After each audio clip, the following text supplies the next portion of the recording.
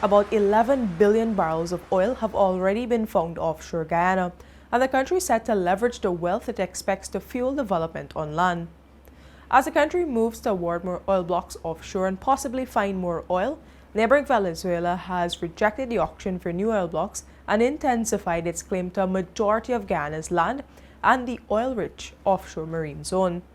This heightened claim hasn't been received very well by the Finale government, which has been galvanizing international support for Guyana and entrusting the International Court of Justice, the World Court, to make a final binding judgment in favor of Guyana.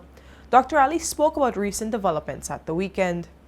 The government of Guyana will continue to strenuously defend the country's sovereignty and territorial integrity. Its endeavors to this end will remain premised on respect for the rule of law. Venezuelan President Nicolas Maduro responded directly to President Ali, even sharing a screenshot of Dr. Ali's video. President Maduro leveled several allegations against President Ali. He also proposed that the Caribbean community, the regional bloc that Guyana is a founding member of, help Guyana and Venezuela resume talks on the 1966 Geneva Agreement.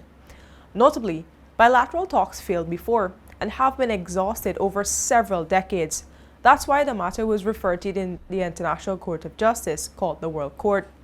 Here, Guyana is seeking a final binding judgment that the 1899 Arbitral Award, which established the land boundary between then British Guyana and Venezuela, remains valid, and that the Essequibo region belongs to Guyana and not Venezuela.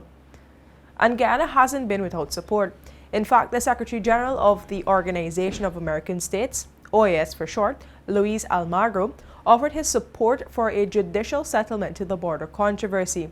So too did the United States of America Assistant Secretary of State for Western Hemisphere Affairs, Brian Nichols, the Commonwealth, and the Caribbean community.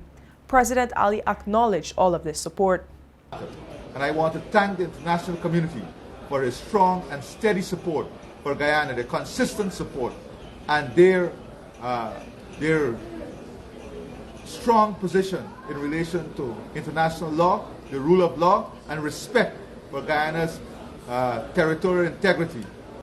The World Court has already found that it has the jurisdiction to preside over the border controversy, and Guyana has submitted its memorial on the merits of its case.